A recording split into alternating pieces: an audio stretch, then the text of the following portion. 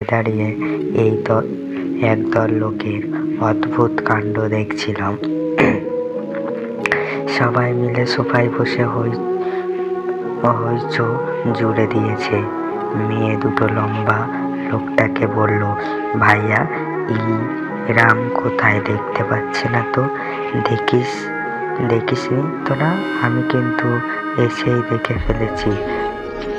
আমার বউ তো সেই হট, দরজা তো খুলেছে, আমি জড়িয়ে ধরাতে লজ্জা পেয়ে পালিয়ে গিয়েছে। বৃদ্ধ মহিলাটি ওনার উদ্দেশ্য বলল, দাদু ভাই, এটা কি তোমার অস্ট্রেলিয়া পেয়েছ যে বাসায় এসে জড়িয়ে ধরবে? এরা হচ্ছে বাঙালি মেয়ে, লজ্জায় এদের ভীষণ। তুমি কিন্তু কাজটি ঠিক করনি।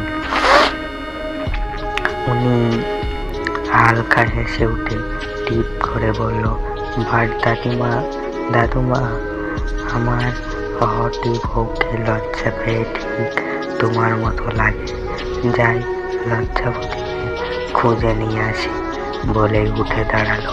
আমি দেখলাম লোকটা ভীষণ সুন্দর, ইন করা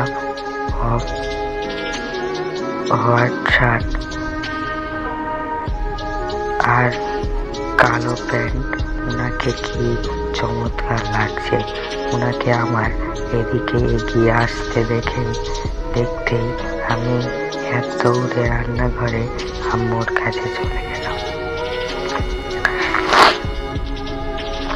আমি ইমান, বাবা মায়ের আমাদের আদরের মেয়ে।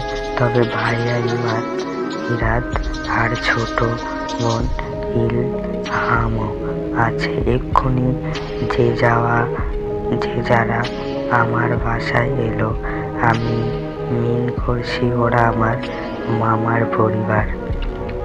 আর লম্বা উনি হয়তো আমার মামার ছেলে, ভদ্র আহমদ ফারবিন, যার সাথে আম্মু আব্বু আমার বিয়ের কথা বলেছিল। মামাদের অস্ট্রেলিয়া থেকে দেশে ফেরার কথা ছিল, তবে সেটা তো আজ তো আমি জানি না। আমি তো ভাবতে পারছি না, আমার মতো একটা সাদাসিধা মেয়ে এরা এত পছন্দ করলো কেন? এমন হ্যান্ডসাম ছেলে তাদের, আর তার সামনে আমি তো চুনোপুটি।